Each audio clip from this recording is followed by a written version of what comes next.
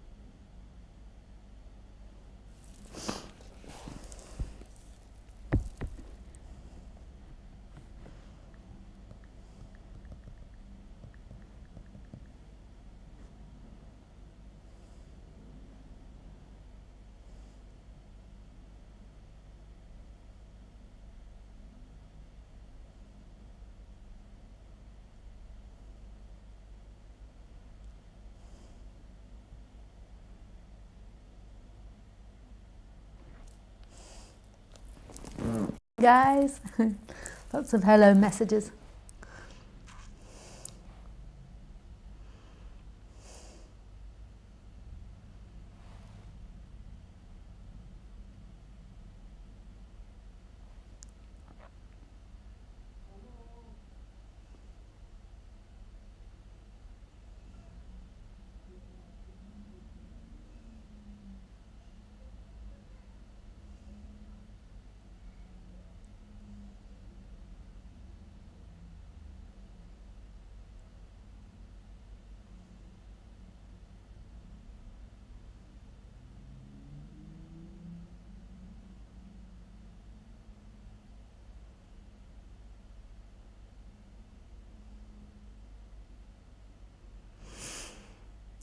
So hi guys, welcome to the live stream. If you're new to live stream, the way that you can ask me a question is through Skype, and all the information is in the box below. So you go to Skype and you add me as a friend. My Skype address is Cairns12, and just know that I can't answer everybody's message. I get so many messages now, and also just to old viewers that used to have more access to me replying to your mails or to your questions online, please just understand that I just don't have the time anymore to do that, and there's too many people asking questions. So it's absolutely nothing personal. Even if I know you really well and I've met you loads on retreats, if I don't reply on Skype, please try to understand why. It's nothing personal. Or if I don't reply to your mails, It just gets overwhelming to try to keep up with it all. And people send me really beautiful and lovely messages, and you want to be able to reply and read them all. So just please give some understanding to that. So also understand that in the live talks I can't always answer everybody's question. But thank you for asking, and I'm sure that the other questions I answer will resonate for you as well. It's all working absolutely perfectly. Absolutely perfectly.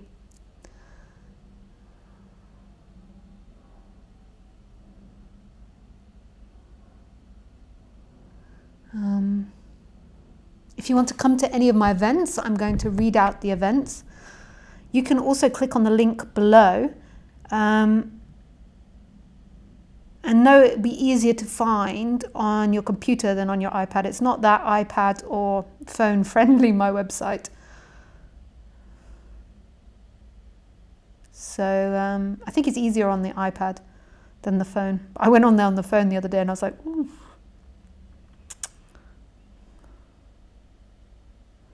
So, what are we doing? We are going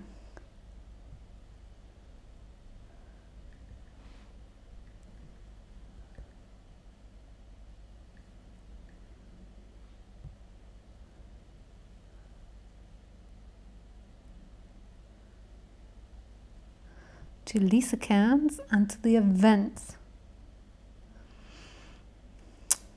If you want to subscribe to my website, then it's www.lisacairns.com, and you can find a link to that at the end of this video, more than likely, or below in the box. So my next event is in Barcelona, Spain, and that's on Friday the 29th of September. That's in the city. And then I have talks on the 30th of September and the 1st of October, but that's not in the city, that's in a different venue further away from the city. So just please be aware it's two different places. I also have a 10-day retreat in Cairns, Spain, a 7 or 10-day retreat. So you can either do 7 days or 10 days. And also I'd like to invite anyone that wants to sponsor anyone that wants to go on the retreat. We've started a new program of sponsorship this year, and so far we've got 1.5 people sponsored. So if you would like to sponsor someone, then please get in contact with the organizer, which is on the website. It's a really beautiful thing to do, to sponsor someone else, to have that opportunity.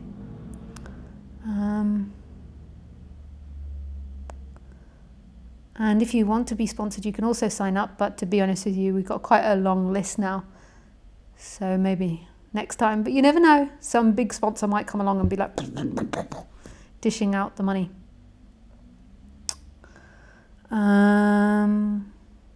That's all. I normally do these talks every Friday and Sunday at 6 p.m. French time, but please always check my website, because sometimes when I'm away traveling I can't do it, or also sometimes I just have other things to do. So you can check my website for that under the live stream. And if you want to get messages when I go live, then just subscribe to my YouTube channel and click on the bell next to your subscription and put that you want notifications.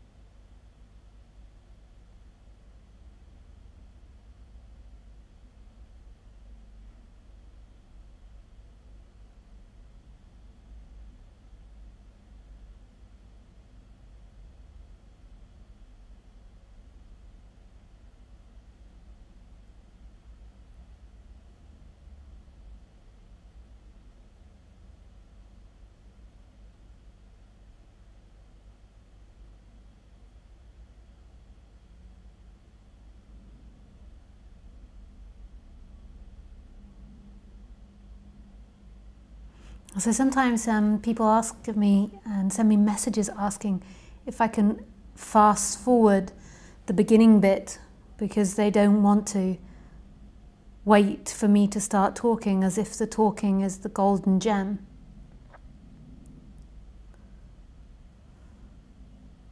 Which in some cases it's nice to hear the words and nice to hear what I'm talking about. But I see the sitting in silence as part of it too. I've also had people tell me that they don't watch me, or that people don't like to watch me because I get up and go to the toilet, I make myself a cup of tea, I talk with my dog. And some people say they love that as well. But none of it really matters, loving it or not loving it. That's the actual point. So the realization that I had when I was younger, or the big realization that everyone will come to eventually, is that what you're actually looking for isn't in what you like or don't like, isn't in a pleasure or pain, isn't in something you're going to get to. What you're actually looking for is presence, is what's actually happening, is this. But it's just that the mind is used to fishing in the future for something better. So you have a feeling that you don't like the way I do something, or you have the feeling you do like the way I do something. And neither of those actually got anything to do with non-duality. I would love to say that when you like me, it's because you've liked the best teacher there is in the world, and that I'm fantastic, and and that you're at the right teaching, the good teaching, the positive teaching. But it's not the way I see it. I see it as all of us machines are programmed in a certain way to like things and not like things, and we move towards that which we like, and we move away from that which we don't like. And non-duality is a remembering of freedom beyond all of that. And sometimes when you listen to me, I do think that you pick up on that presence and you begin to sense something deeper. You sense that there's something else you want rather than what you like or you don't like. But the superficial likes about my personality or the way I present it, or dislikes about that as well, have got nothing to do with presence. All of that's appearing in presence and is a bodily preference, is the way the body-mind mechanism is set up. It likes something or it doesn't like something. But I think that also when I speak, there can be a sensing of presence, which is what you always long for. You see my presence and it reminds you of your own presence, that what's actually happening is the freedom. If you believe freedom's in time, then you're always caught up in the pendulum of life, of trying to escape pain and get to pleasure. You believe that seeing ugliness and death and sadness and despair is bad, and you believe seeing beautiful things and good things is love, is good. And that's a practical way to think, but judging your happiness and your sense of well-being on that is never going to work. Your well-being, your freedom is in actually what's happening in ugliness or beauty, in pain or pleasure, in like or dislike. You can dislike something and be totally and utterly free. You can be angry and object to something and be totally and utterly free. This is so radical to the mind that it rejects it, and even in the non-dual path still thinks it's about coming to a particular state.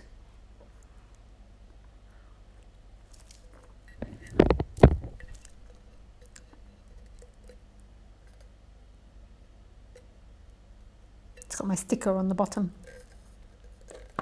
So right now, the freedom isn't in future, in getting somewhere. The freedom is me peeling off this sticker.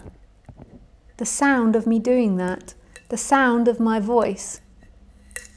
Oh, that felt nice. The look of my face as I peel it off and go, ooh, that feels nice. The frustration you feel if you're like, talk, woman, because when you talk, it makes me feel present.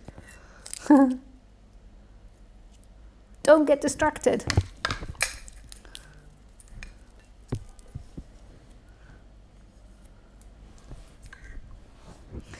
And presence isn't you as a separate person putting effort into being present. Presence is there all the time. It's there watching the person that puts attention into this moment or not into this moment, or thinking or being lost in thought. It's there always. It's what life is appearing out of. Life is appearing out of itself now in this as stillness. It's not coming from the past. It's not going to the future. It's right here. Life is happening right here. But because you've got imagination as a human, you've got lost in your imagination. You got lost in comparing this situation to that situation, yourself to someone else. And what's happened in the human body by always living in imagination, you've actually stressed the body out. Because a lot of what thinking is problem solving, is solving a current problem. So therefore, when you encourage the imagination, it's like you're always living in a problem to solve. So therefore, your adrenaline glands are most probably going a lot faster than they would do. You're not resting because you always feel there's a problem, because you're overusing your imagination. So this subject, and I think what all spirituality talks about, even stuff that's not non-duality, Buddhism, Christianity, Islam, Sufism, New Ageism, witches and wizards, all of them are trying to point to something that's present, but they just sometimes have complicated things that you have to do in order to remember your presence. A lot of them talk about cleating the person or tidying up the cage or making the person more happy. And then when it is more happy and more balanced, there can be a remembering of this, which could be. I do not know. Some people have tidied the cage enough and don't need to focus on it any more, and then some people certainly need to tidy the cage a little. Especially those that use there is nobody in arguments with their partners or something. These are the most dangerous non-duality people. I don't want to do the washing up because there is no one, because there is no one. Or or always saying it's the other person's fault because there is no one.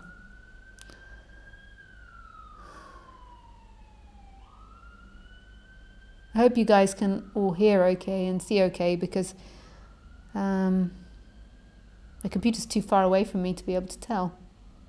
I've got a very complicated system set up again. But I think that this new microphone I've got is quite good. I had to buy more because I lost my other one. Me and my audio. I think part of the problem is not the actual audio, it's that I can be a little bit of a perfectionist, so I want it to be working super well. So I'm always trying to better myself and get it better. The audio. Okay, let's listen to my audio. I'm always trying to better myself and get it better. Yeah, sounding good. Okay, let's listen to my audio. There's a little bit of a hum in there, I can hear it. Wait for me to start talking as if the talking is the golden gem.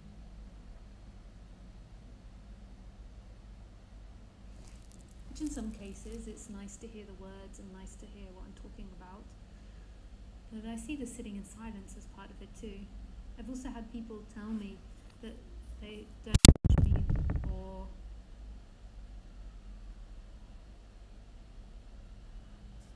I hope you guys can all hear okay and see okay, because the computer's too far away from me to be able to tell. I've got a very complicated system set up again. But I think that this new microphone I've got is quite good. I have to buy more because I lost it. Me and my audio. Okay, that's sounding good. Let's see if we've got any questions.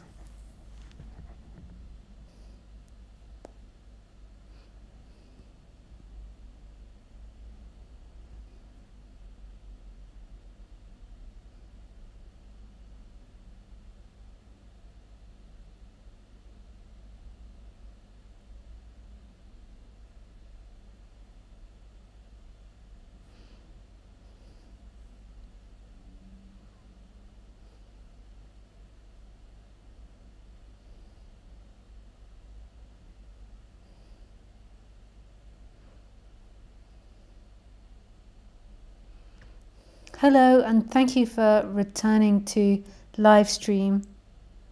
You predetermined, destined to be a certain way.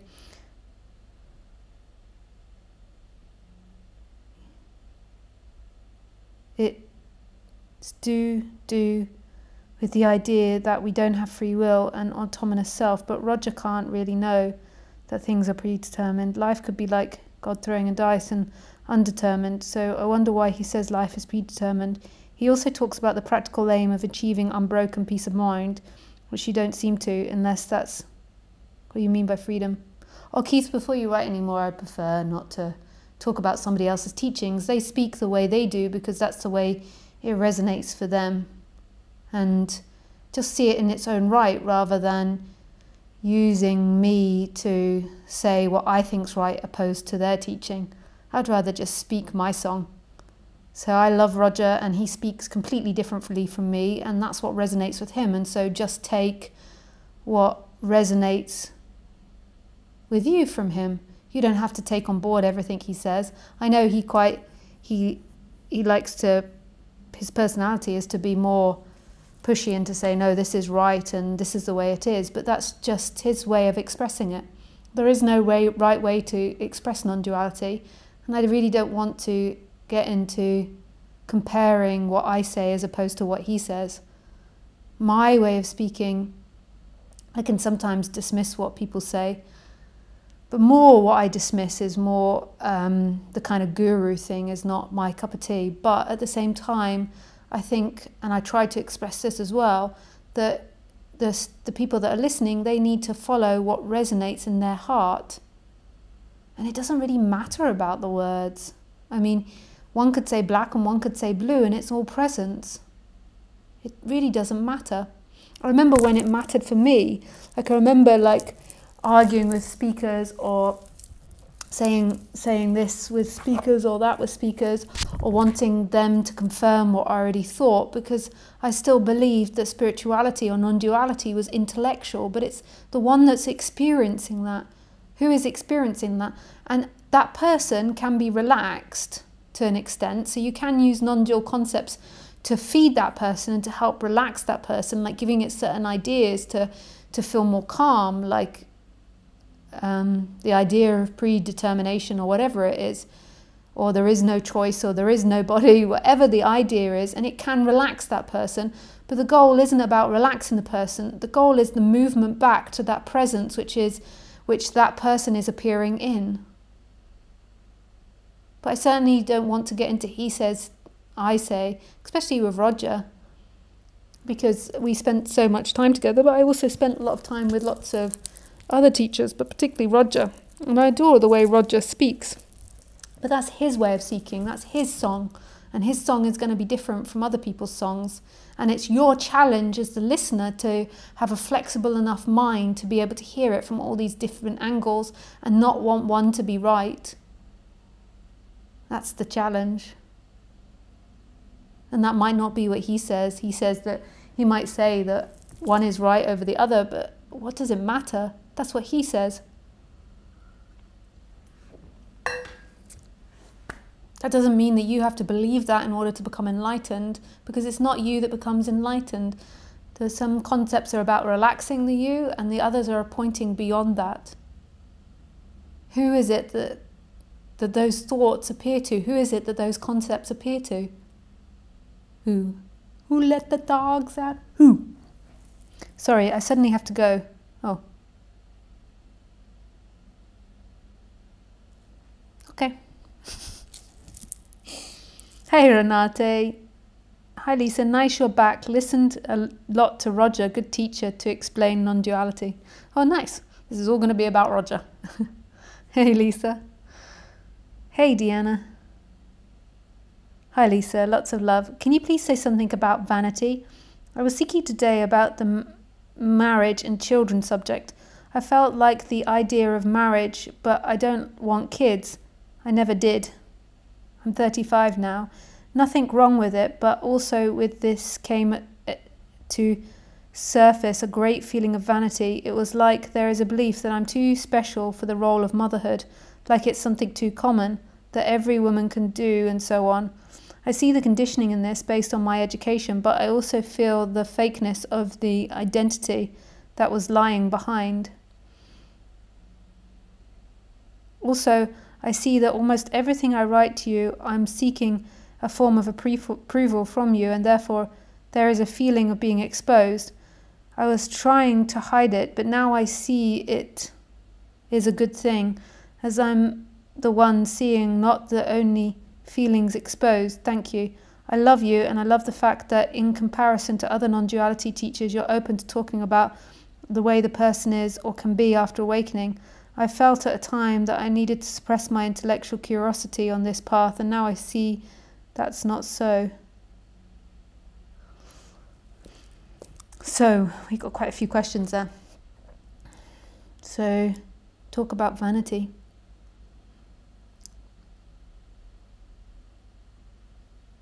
You know, I don't see anything wrong with all these feelings. Like, what's wrong with the feeling of vanity?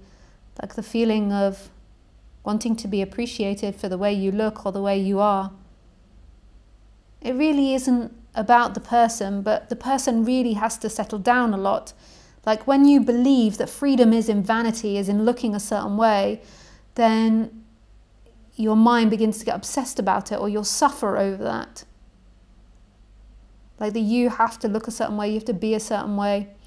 But when there is no longer the association with freedom and vanity, then it's just what it is, vanity. There really doesn't need to be any feeling that goes. The problem is the attachment to the idea that freedom will come from this or that. There is no freedom in this or that. The freedom is in what is. That's the problem of the mind. The association with pleasure bringing freedom. This is it. This.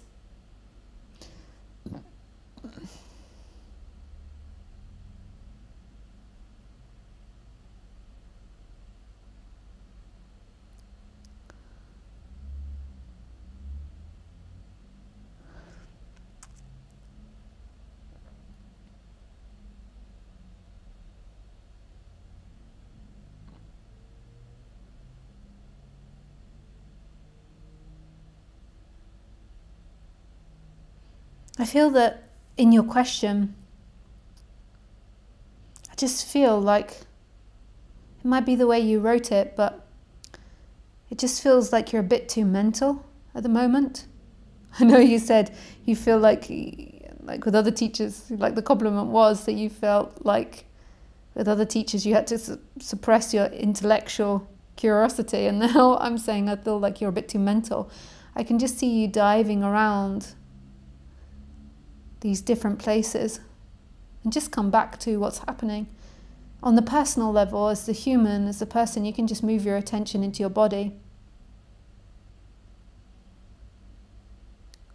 and just feel whatever's going on. That's it. That's the freedom, the dissolving into the moment. And the person's like, yes, but, yes, but, yes, but. I also feel, but this might be projection, and I'm sorry if it is projection, but I also can feel that a little bit of anger is coming up to me because I'm not validating something. I might be wrong. I might be right.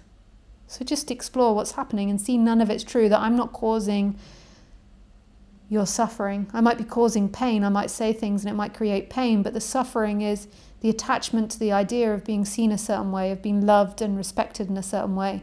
And that love and the respect you look for in the outside is in you. It is you. It is presence. What you seek for is.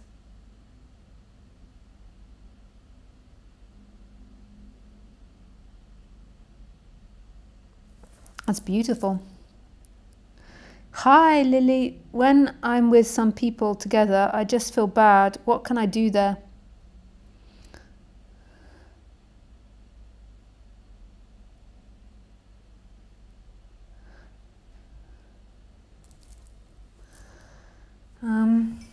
You can just explore why you feel bad. Or you could eat a banana. I always find a banana helps release serotonin. And endorphins, I think. No, maybe not. Or you could just jog on the spot. That helps release endorphins. But bananas are very good for you. So you could just pop out and take a banana and pop back in.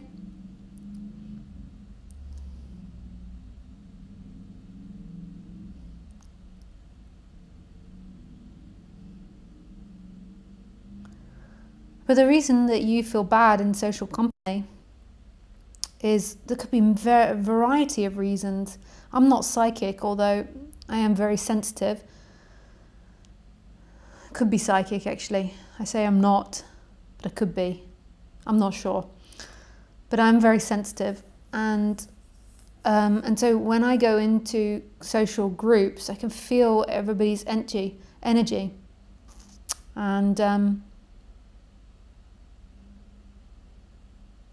yeah,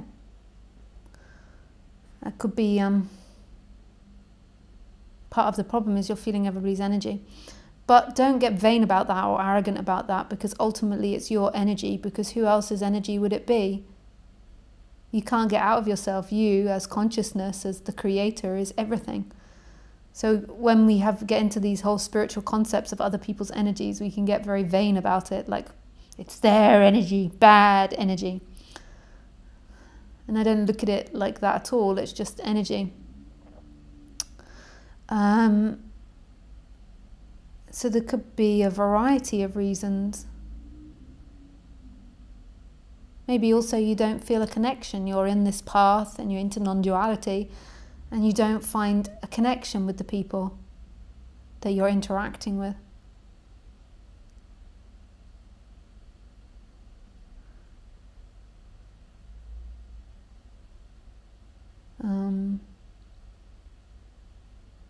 Could be that you've got a big sense of wanting to be loved, and so when you're around other people, you feel that you're not good enough, and so you're stressed. There's so many different reasons.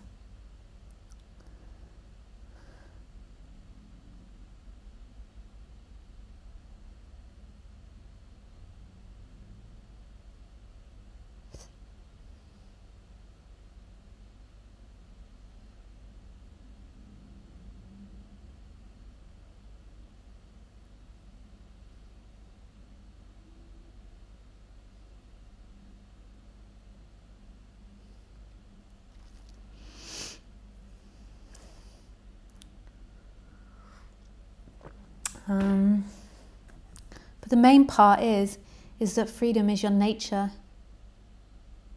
That's the main part.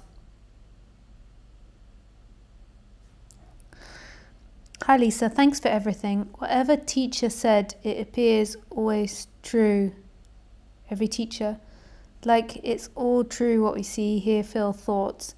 But these all appear through bodies. What remains is there is no body.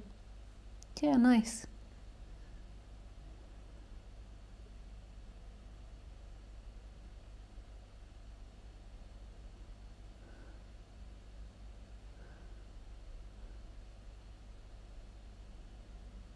Hi Deepa. Thanks.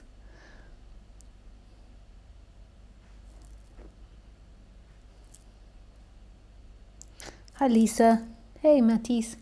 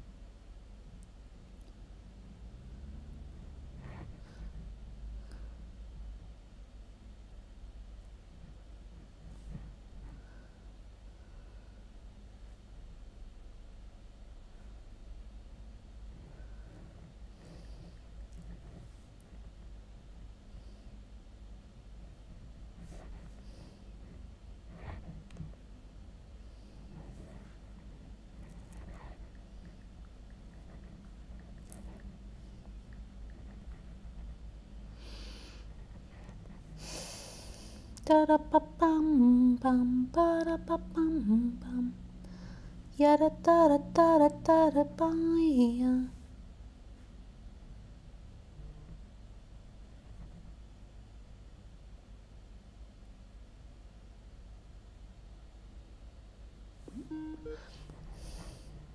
Hi, Petra. Hello, Is that how you say your name? I forgot. Piotr. But how do you say it? Sorry, Pit. P. No, I can't say it. P. Say that again. Piotr. Pit. Okay, I try my best. Sorry, you can't see me because it just I can't do that at the moment. I haven't got a good enough Okay. internet. Can you hear me? Okay. Yes. Very good. So what can I help you with today? I'm Dr. Lisa. I don't have a particular question really. Just wanted to say hi. Oh yeah? Yeah. Nice. Is there anything you wanted to discuss? I mean, there is one situation, Yeah. but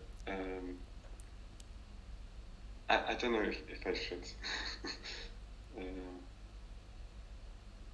It feels too Yeah. exposing to talk about it? A little bit, yes. Oh, then don't worry about it. Because then it's recorded and it's stuck on the internet. Yeah. Which I'm not against, like nobody's going to see or know it's you, but just from my perspective, what happens is people then feel insecure after and then they ask me to edit it out and I can't be bothered. So sorry to be so blunt from my selfish side. But I understand that it can make you feel very vulnerable, especially if you're speaking about other people or other situations. Yeah.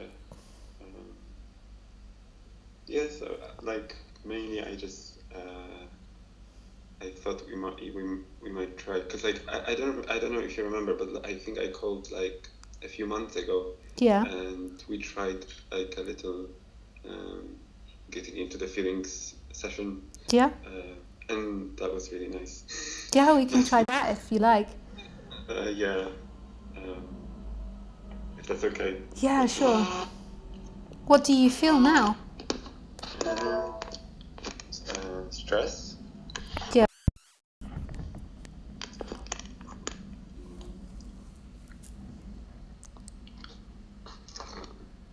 Where do you feel the stress?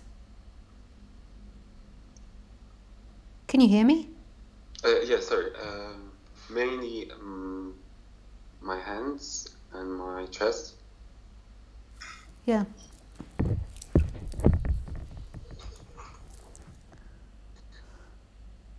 In your hands and your chest? Yep. So if you move your attention down to your hands and your chest, and particularly into the chest, and just put your attention there and just ask it, what is it that you don't want? What is it that you're trying to avoid?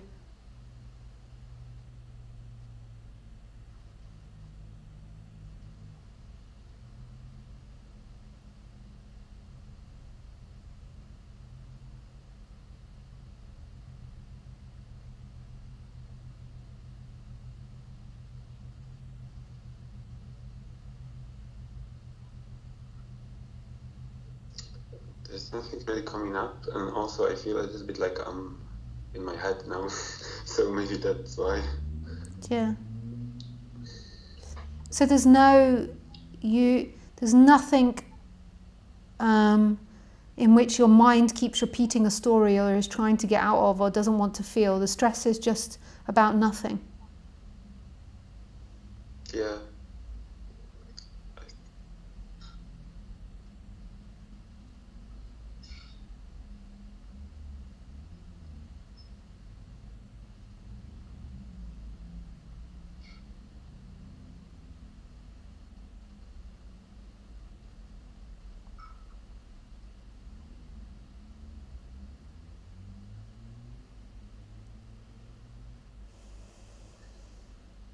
Is there something you're scared of or repetitively scared of that your mind keeps telling you?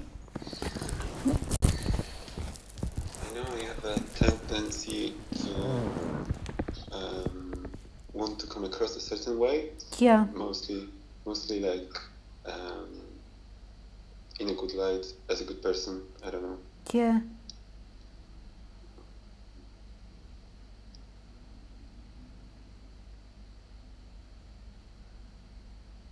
That's okay to want to come across as a good person and in a good light. But it's just that if you believe, if energetically you feel that one day you're going to arrive at this and that you're going to be loved, even though this is unconscious, then that puts too much pressure on being a nice person or being likable. But of course you're going to want to be likable and fit into society. That's what we do as humans. It's just this idea that you need to be likable in order to get somewhere. So now if you go into your heart area, is there a particular way you want me to see you? Just rest your attention there and just ask, is there a particular way I want her to see me? And just see what thoughts come up while keeping your attention in your heart. Not problematic. You don't want me to see you as problematic? Yep.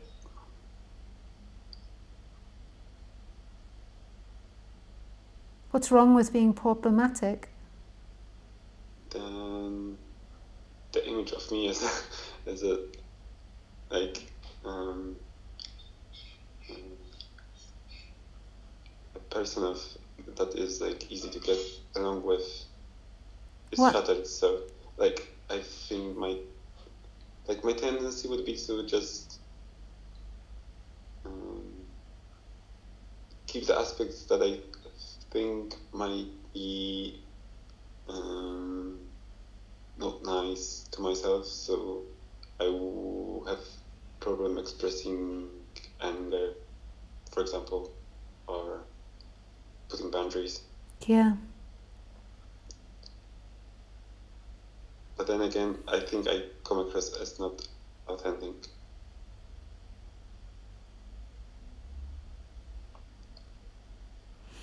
Yeah, of course you will if you're not expressing what you really feel. It just depends how sensitive the other person is to be able to perceive it. Yeah, I sometimes I can tell, but sometimes people seem to just don't care, or they may be just nice, so they... Or more interested in themselves. Maybe, yeah. So just feel that area in your chest.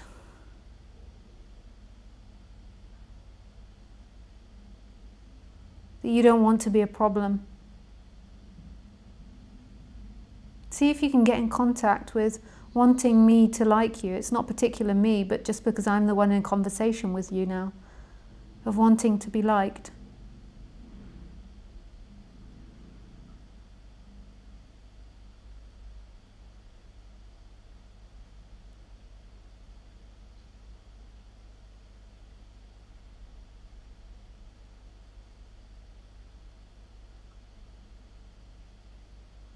Can you do that?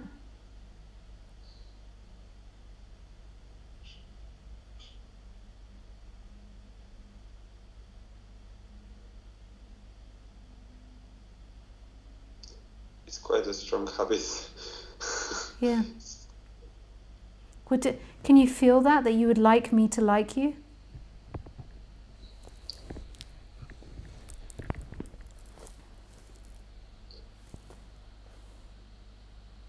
I mean, like, it usually worked on a superior level, so I got... Sorry? But like I get some pleasure from being the truth. So I'm right now the cost of not being up is Sorry? much bigger than It's just cutting out. Nice. It's just cutting out. Oh, can you hear me? Yeah, I can hear you, but it's really crackly for some reason. It's most probably my side, the internet.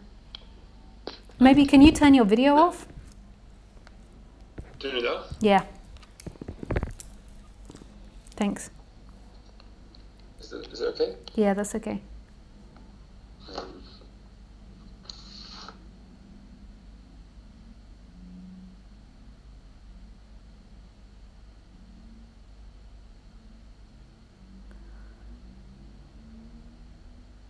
So you're normally quite good at being liked. Yes.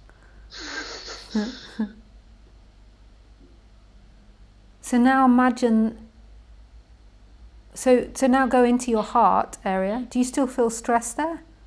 Yeah. I mean, my hands more. In your hands? Yes.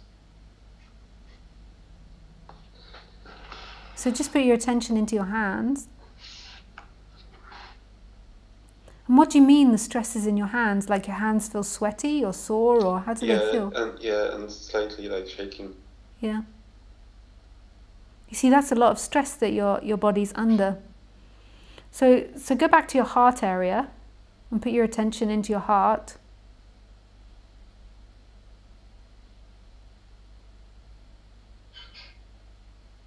How does that feel in your heart?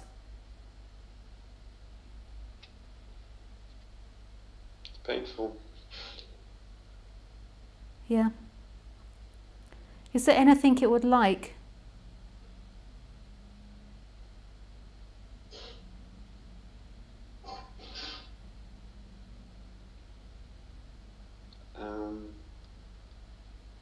I kind of feel like when you ask me to do, like, to pay attention to my chest, for example, I kind of feel, and it's like, it's usually like this with other people as well, like, I'm doing this for you rather than it's a process that's going, like, if you know what I mean.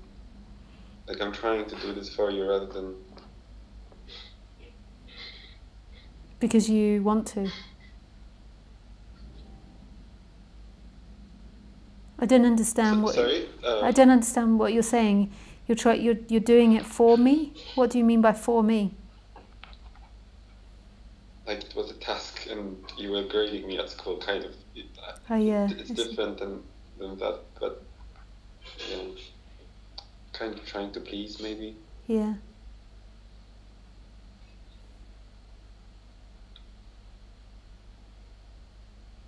And what do you want to get from pleasing me?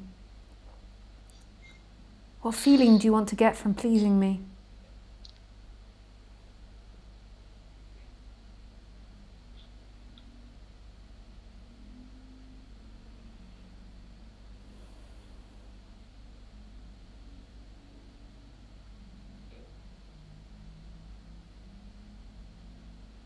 Validation. And what does that make you feel like, validation?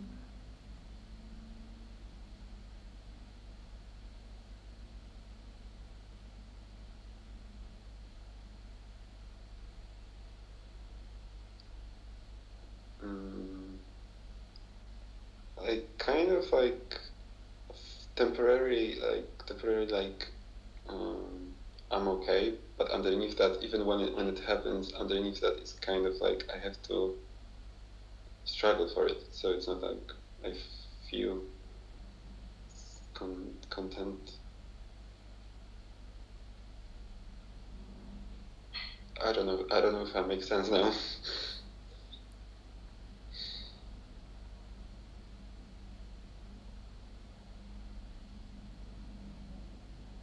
So you'd say roughly the feeling that you're trying to get is a feeling of being okay or content?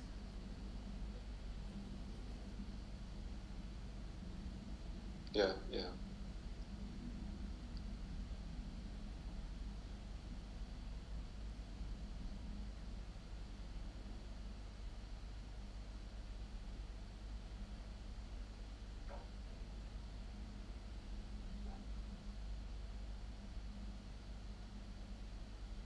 So how does it feel when I tell you that you're doing everything right?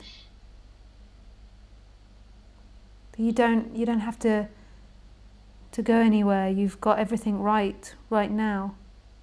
You are perfect the way you are. What happens in your body, and there's no wrong or right answer. If you hate me saying that, that's okay.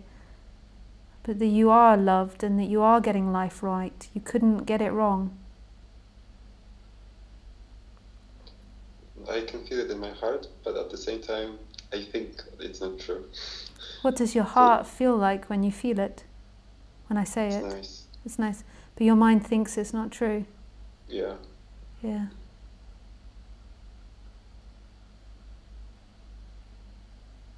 So what do you think, which one are you more aligned with? The one that says it's not true, or the nice feeling that begun when I said that everything is okay and you're doing life right? The nice feeling, obviously. Oh, you prefer the nice feeling? Yeah, that's good. Sometimes people prefer the bad thoughts because that makes them feel more comfortable. They're used to it. It feels more trustworthy than negative thoughts. You can trust them. At least you can't get any lower than the negative thoughts. You feel like with the feelings, with the nice feelings, with the relaxing feelings, you can have them taken away so they're not trustworthy. So we begin to throw them away already. I can see why they do that. Yeah. Like, I think it's kind of like, I feel like it's a shame that it's only when you say it, I feel that I can't do it myself, if that makes sense. Yeah. It's a habit. The person is used to being someone, and when it's someone, it's always got to create a problem in order to seek. It's always looking for a problem to get over. So it itself becomes a problem. We're now living in a society where we roughly have enough food, shelter, accommodation, even though some of us are very poor in this society. We're not like India or really, really poor. We're poor in comparison to really rich people. But I always speak as if that I'm included in that, and actually I'm not included when I say that, but I always speak in general. But basically what I was saying was because we've got all our basic needs looked after, then we begin to create problems in ourselves. We're looking for problems to get over in ourselves. So we get into psychology or to spirituality, and then we become the problem. The I becomes the problem. The separate self becomes the problem, or the ego becomes the problem. And really, it's moving back to that presence where there is no problem. You are perfect. There is nothing wrong with you. You've never done anything wrong. You're allowed to feel difficult feelings. Wait. So even when I did something wrong, like objectively? Yeah, ultimately it's not your fault. You were programmed to be that way. On the relative level, you have to pay the consequences of it, and you have to feel the pain of what you've done. But ultimately, it's not your fault. You're not creating the thoughts and the urges. You were never asked to be born in that particular body with that particular structure. Maybe as consciousness you chose it, but on the personal level you didn't choose it. On the personal level you're helpless to the personal dynamics.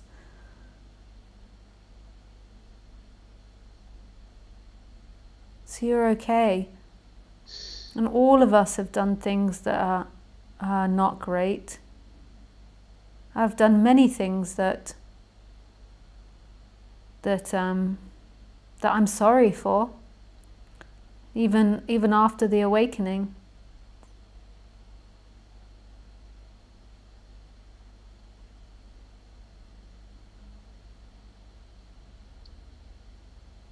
I'm sorry for the fact that I don't buy clothes that come from fair trade. I buy sweatshop clothes because that's the easiest. It's hard work to find fair trade clothes, especially in France.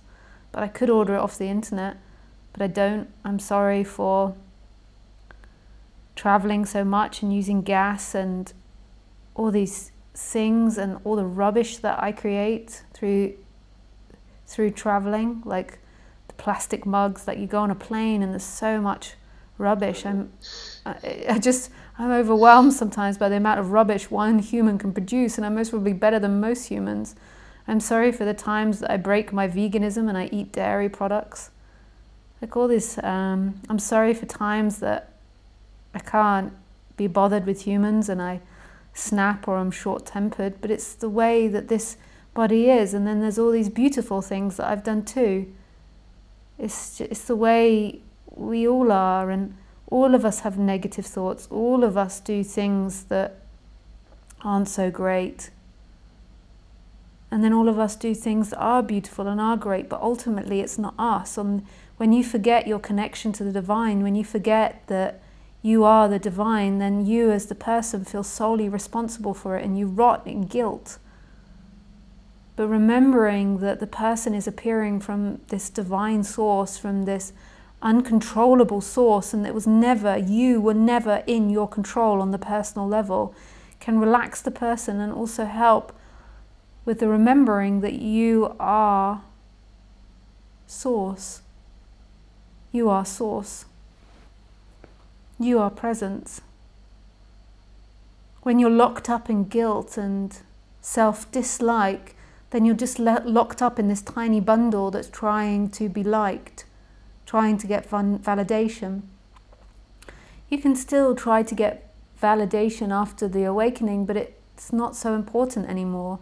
Nothing is that important because you're not looking for home in it. Home is in everything.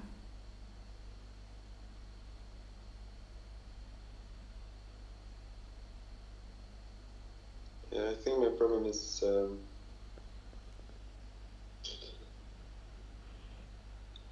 like you said, is when I try to share mostly the bright side of me. You try to, yeah. With people.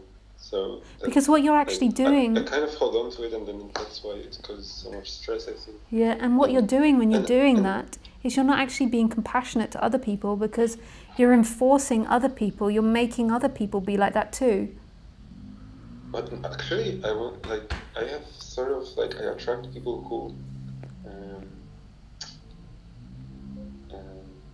I don't know how to say it, like when they share a lot of, like, things with me, so, like, I'm a listener, kind of, yeah, to their bad stories. Yeah. I don't know why. Yeah. Yeah. But maybe by you not sharing yourself with them, to them there's an element of guilt that they are like that with you. Yeah, I feel like uncomfortable. I don't know why, but I feel uncomfortable usually. What, when they share their stories? Yeah, like... Ooh. There's probably many reasons, but one of them probably is, like, I feel obliged to my self-image. And that makes sense. And they kind of invite me to share some of my stories that aren't so good. Yeah. I don't know.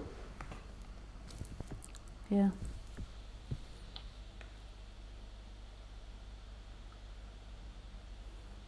So how do you feel in your body now?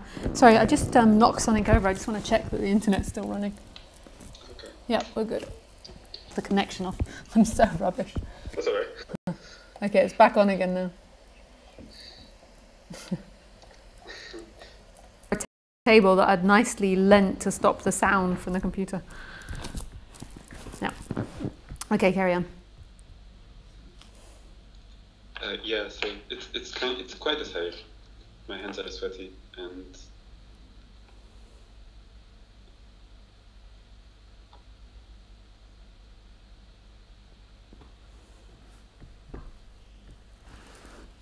And how does it feel in your heart?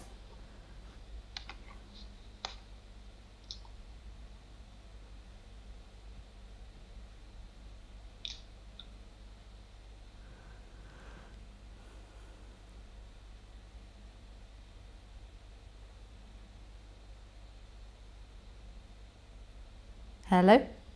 Oh, sorry, I was kind of tuning in. It's a bit numb. Yeah. And there's a pain here and there.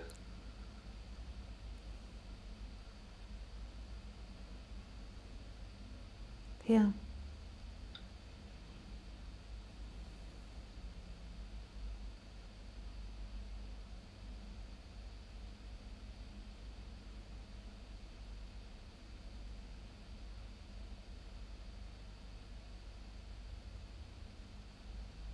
So just let all of that in. Like, let that attention in. Just move it through the body. This is where life is. You've zoned out, you've cut your body off because of this guilt, that you feel guilty for being you. And you believe it's your responsibility, that this life is your responsibility. And you're responsible for how it is and how the way you are. And that's too overwhelming, so you cut out from that. So just move the attention around the body, if it's numb, if it's uncomfortable, and feel that alive presence, that there is something that's watching it, and this I am. This aliveness that this is, and that there's nothing wrong with you. There's nothing you need to fix. The movement is here. The movement to freedom is here. It's recognizing that this is where freedom is.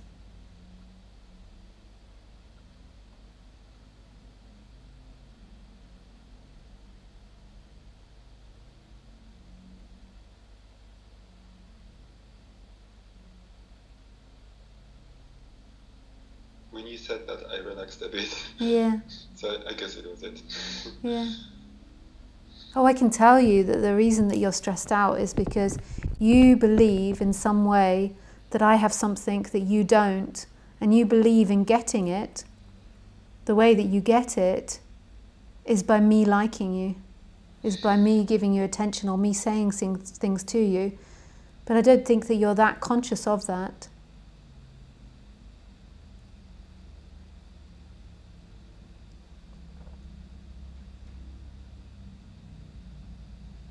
It's all about love. You think that that love that you seek is in me.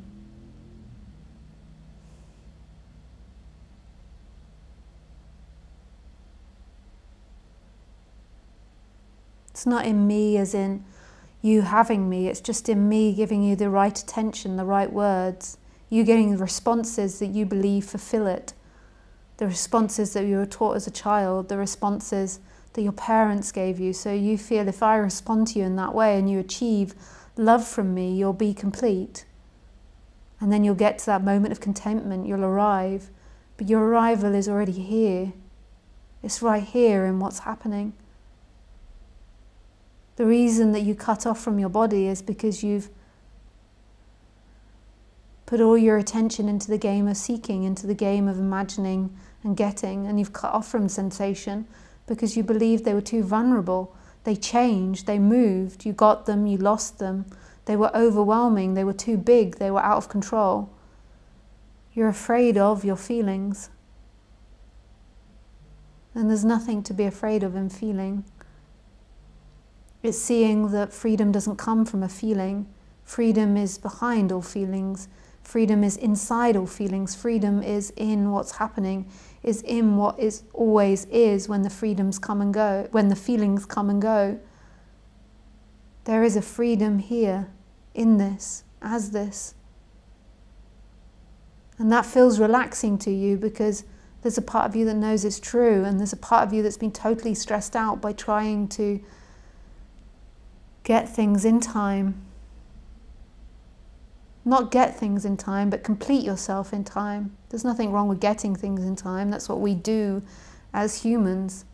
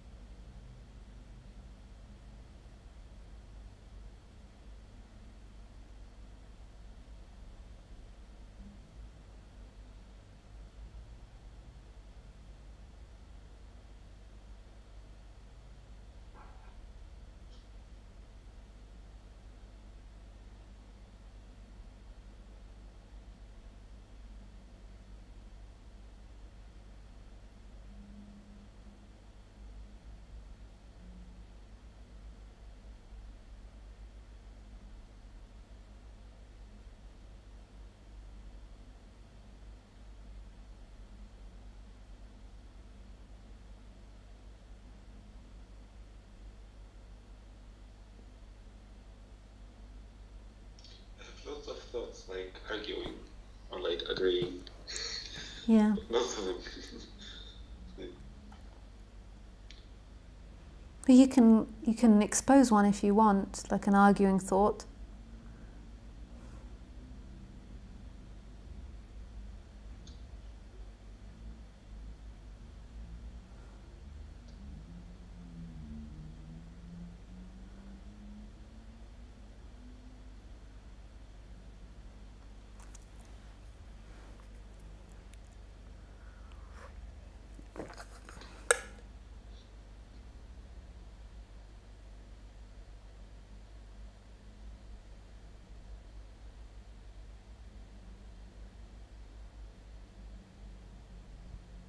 It's not so much arguing, it's more like, no, but I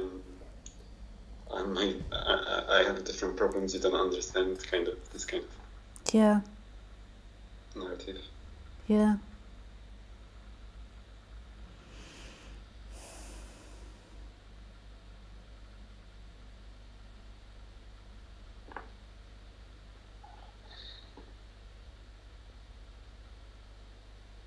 I don't say these words easily. I've lived a very dynamic life. I know I'm only 37, but I come from a lot of life experience. I don't look like that. I dress like a regular, mostly like a regular woman, slightly a little bit strange. People always say I'm a little strange. But I look-wise, I look quite regular, as if I've not had such a dynamic life.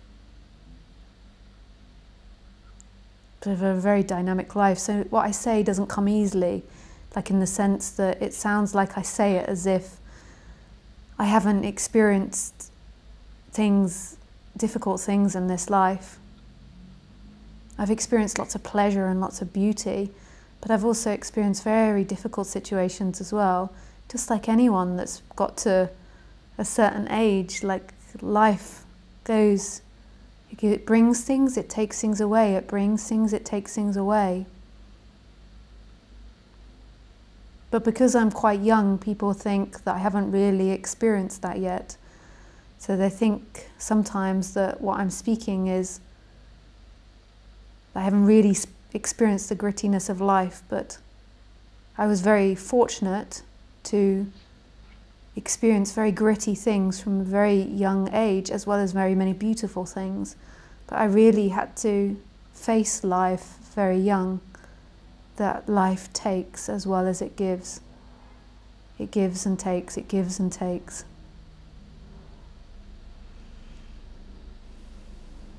I think on my side it was more like, usually in my childhood I had to conform to the situation rather than be like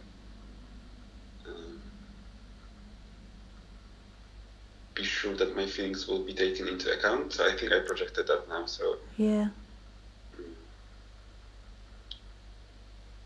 your feelings do count, and you don't have to be in a situation where the people around you do not consider or count for your feelings. You can move situations.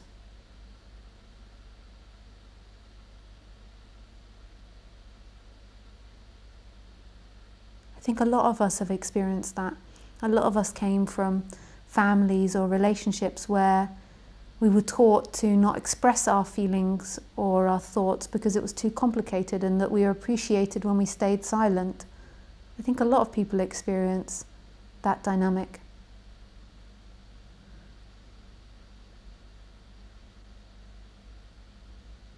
Yeah, and I think in terms of non-duality, it's sort of, it's convenient because it's a lot about silence. So It's what? It's mostly about silence. So. Yeah, yeah. There is, but the silence is behind the person. And it's almost like the person has to become itself, most fully itself, and in becoming most fully itself, it's like a see-through. When you're trying to be something else than what you are, then it's like you build all these layers of self. This is what they call ego.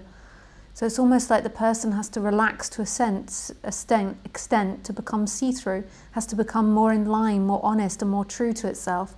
Not totally, like I admit openly that I can see in situations, I'm an intelligent person, that there are people that aren't educated in psychology or in this subject and they wouldn't be able to handle my true expression. So therefore I just limit my interactions there.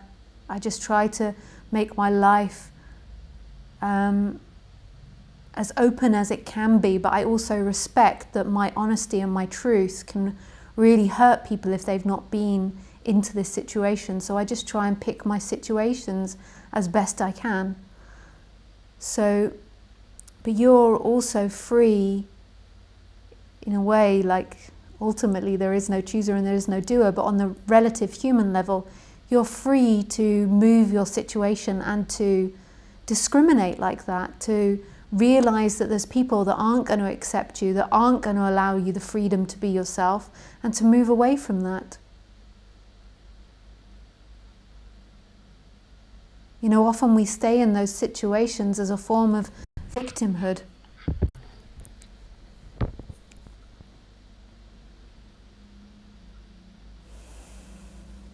A martyrdom.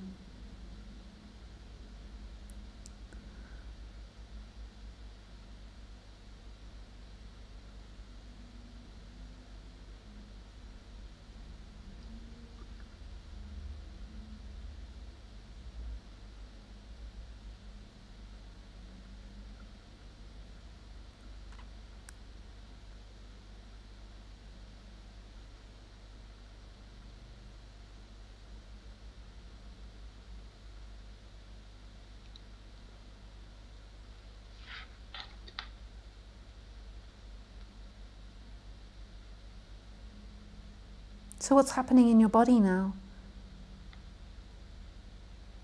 You're allowed to be angry with me, you're allowed to reject me, you're allowed to love what I say, you're allowed anything. There isn't a right or wrong here.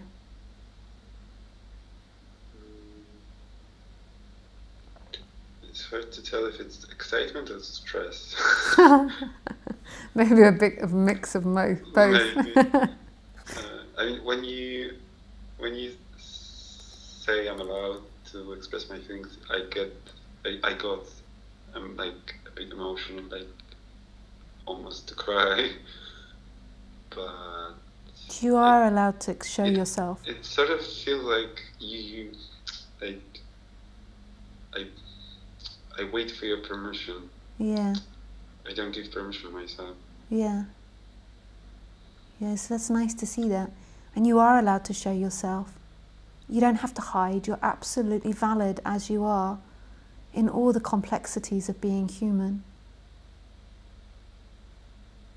And you don't need to wait for someone else to validate that. Your own presence validates that.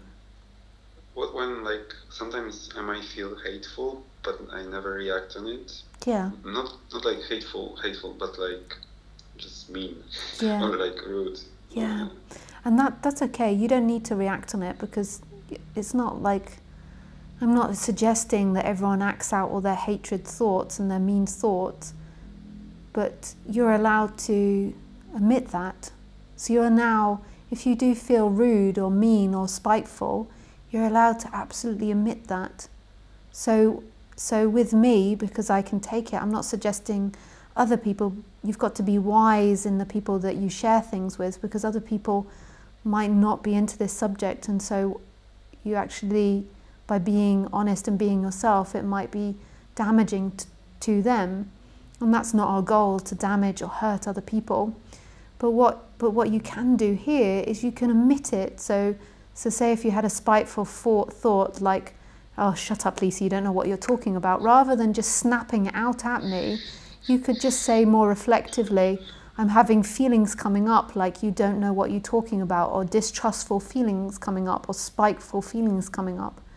So you can say it in a wise way. You don't have to just act it out.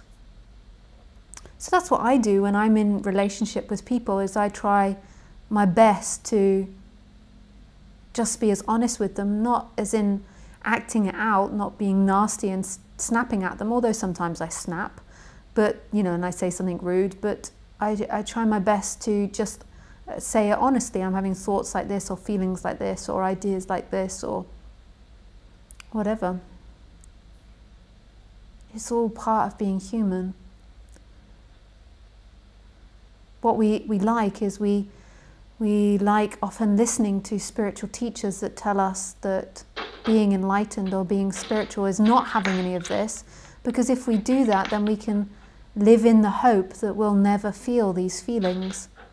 But I think being spiritual is just, it's on the human level being human, and any possibility of any feeling and any thought can come up.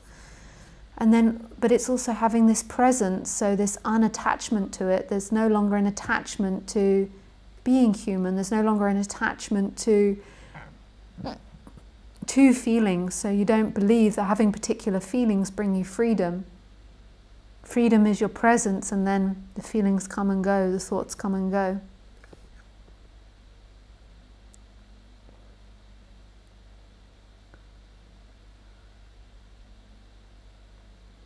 I didn't have any hateful things, or I wasn't angry with you. Okay. Today, just there was one situation, one moment when you asked me how I feel, and I kind of struggled to describe it, and I don't know, I thought or I felt that you might be getting frustrated or angry. Oh yeah. I don't know if it's true.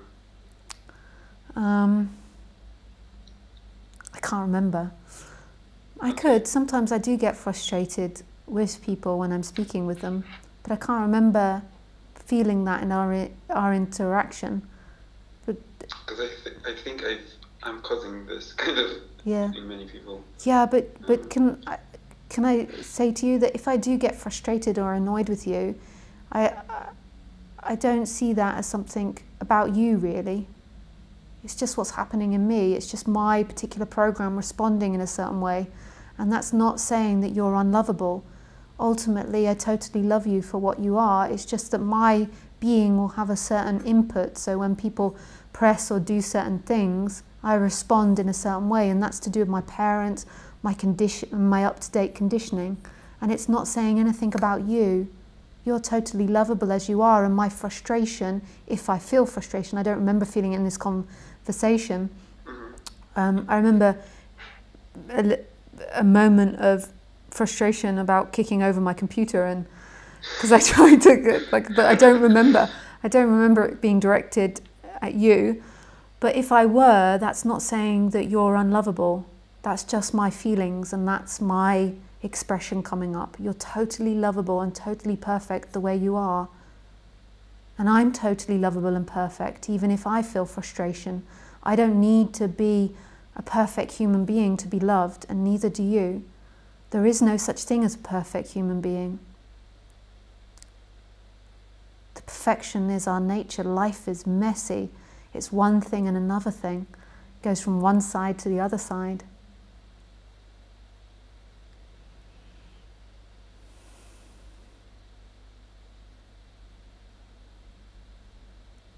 Yeah, I kind of thought it's about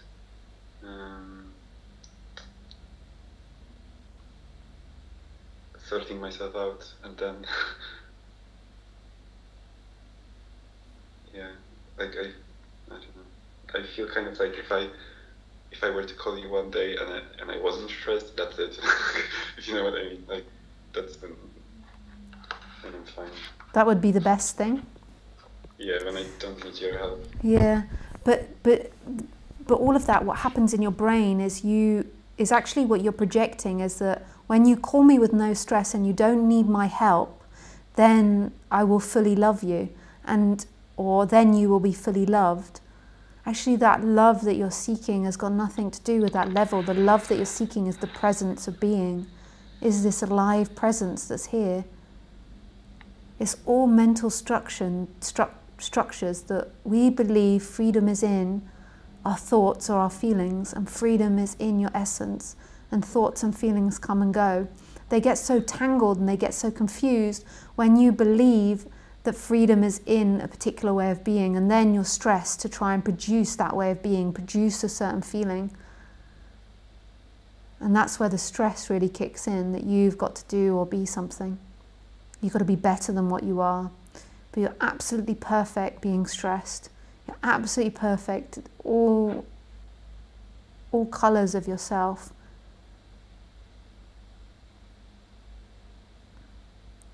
And that self will begin to even out and become more balanced the more and more it's seen that what you seek is presence, not a thing, not a behaviour, not a way of being. It's here. It's that empty looking and that sense of I am. Like, who is looking at that person that's stressed now? Who's experiencing that? That person that's stressed now, that person that wants to be something else, is not the experiencer, it's being experienced. While you believe that that person is the experiencer, then you're always trying to get to the best possible you. That person is being and is held in perfect, brilliant stillness. It's that empty looker that's the freedom. It's seeing that that person never experienced a thing. That person has always been experienced. And that there is this emptiness in which it all appears. And this love, the I am part as well. And we worked a bit on the person, and you can work on the person, on the feelings and what's happening, and you can de-pick the person. But the final freedom is the movement back to that stillness. That stillness is looking out of the eyes now. Not you. Not the one that feels complete or incomplete.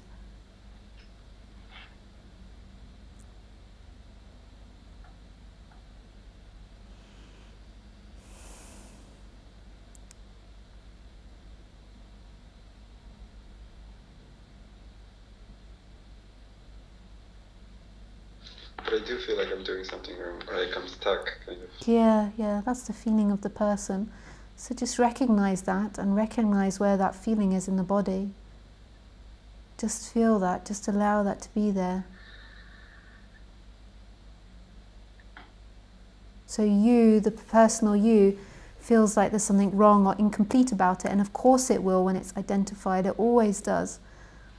But notice that there is something that's watching that is not affected either way. There is a presence that's never affected. So this empty watching and this sense of I am, and that's never affected.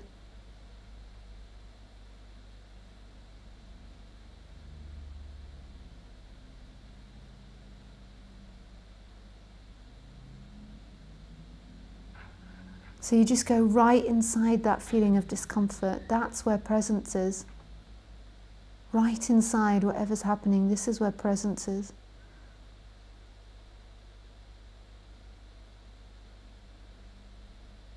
It's inside everything. It is everything.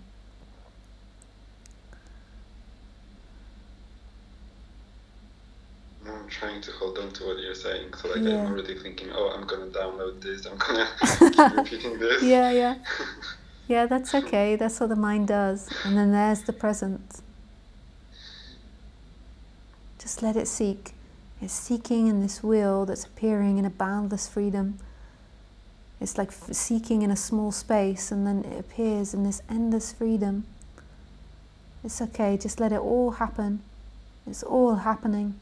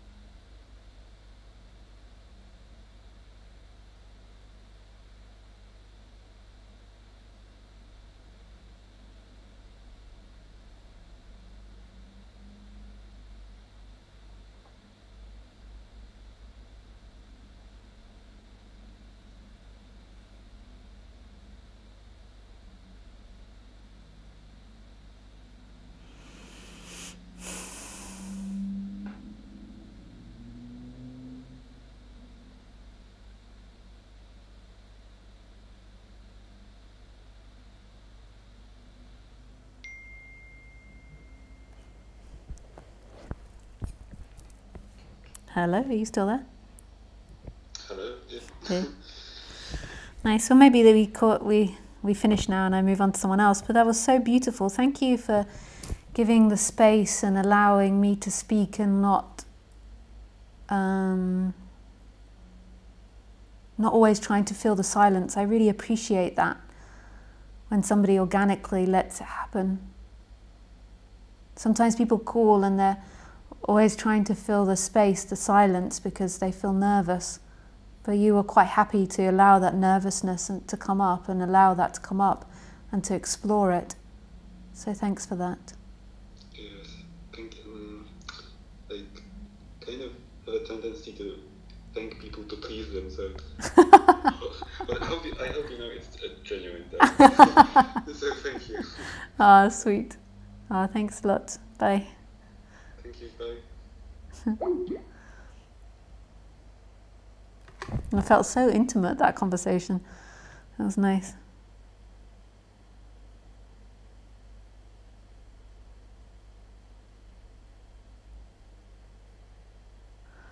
Hey Sam.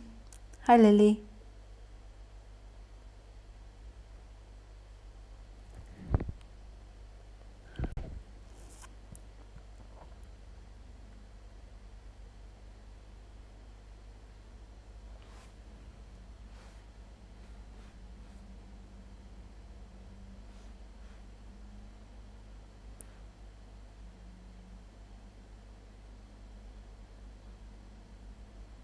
We like often listening to spiritual teachers that tell us that being enlightened or being spiritual is not having any of this, because if we do that, then we can live in the hope that we'll never feel these feelings.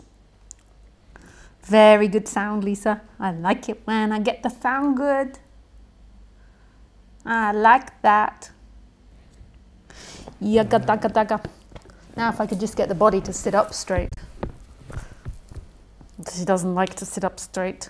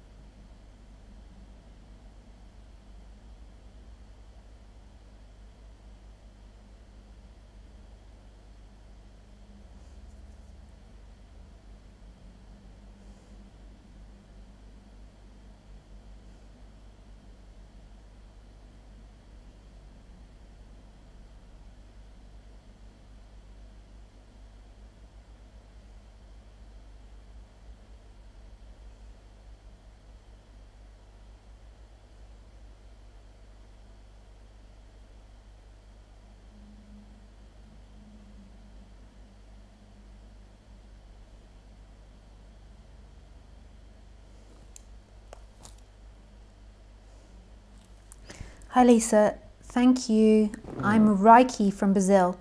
I've been in search for a while now, reading, studying, watching non-duality videos on YouTube and meditating, and have a couple of questions for you. I hope you can help me. As consciousness becomes clear, I've noticed that I've lost some social skills. I cannot give too much importance to most things that people say to me. I don't feel arrogance, I feel it's just lack of interest. I cannot be worried about money, disease, relationships. There's just peace. Maybe I'm worried to the fact that I'm not worried about these feelings, you know. 2, even being in peace is a good part of my day. I'm not always at peace. I'm flip-flopping or yo-yoing, peace, ego, peace, ego. As I think to write this down, this becomes nonsense. I know I'm peace, but it's how I feel. Is there world without ego? Without ego, I'm world. Thank you, and sorry about my bad English. True love for you and all around you. So you now have to see that peace isn't it either. So you being on peace or you being in ego isn't it. So who is it that's registering that and noticing that? Who notices that you're in peace or you're in ego? Who notices that the lack of interest in all these things? It's not that that's a bad thing, that's lack of interest in those things. Most probably before there was too much interest in them. But now you have to begin to question, who is it that cares about all of that? And who is it that's registering the difference? Peace, ego, peace, ego. Peace isn't it. Peace is a state which can be a byproduct from this subject, but it's just a byproduct, it's not it. Peace is a feeling.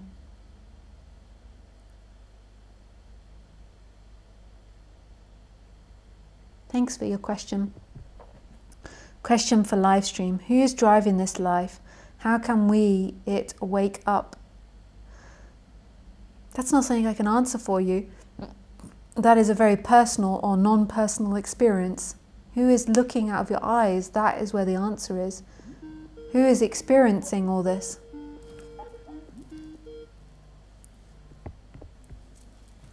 Who's experiencing all of this?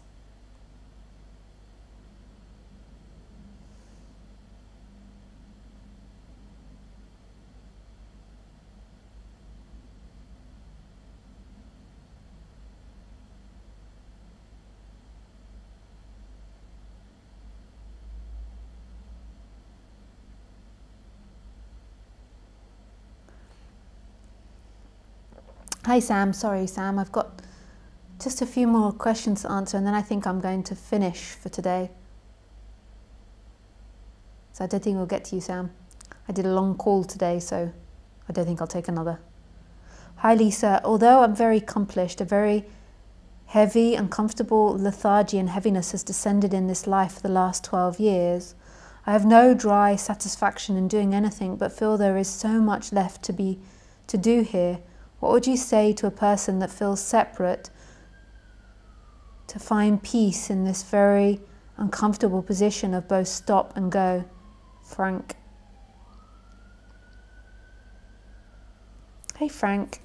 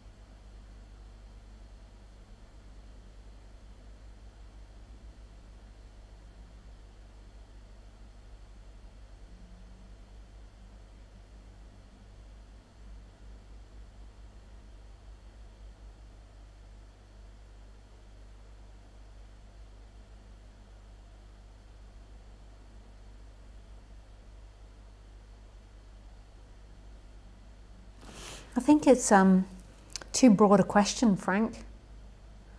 You know, I think we'd have to speak one-to-one. I do sessions, you can book sessions. Or maybe next live stream you can call in. And but it's too much a question to try to answer generally.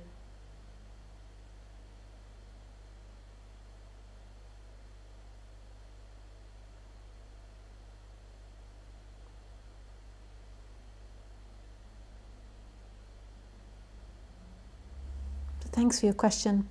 Hey Raphael. Hi Lisa, I'm not sure if Skype is working, but I am here. Hi Steve. Hi Sam, yes. I think Skype's working.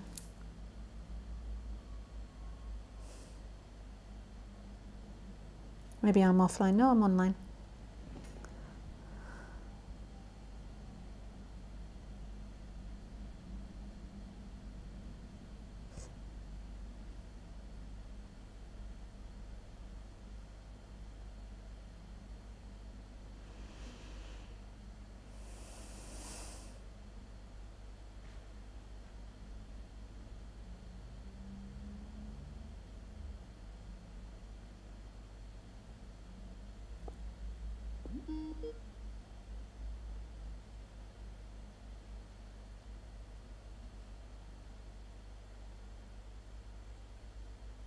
Oh, sorry, Sam, I'm not going to take any more questions, verbal questions tonight. Oh. Not tonight. It's enough. That's enough. I'm just about to go.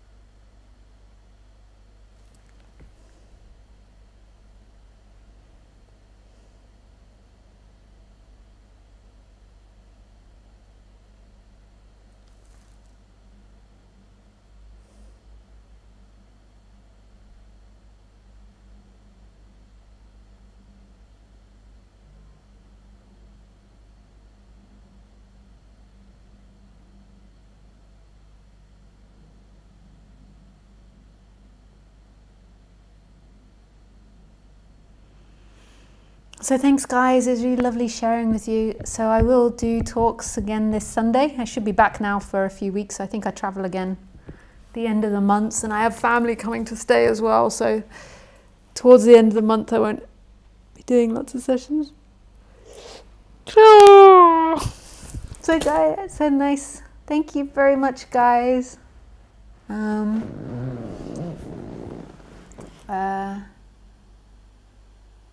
I shall see you Sunday.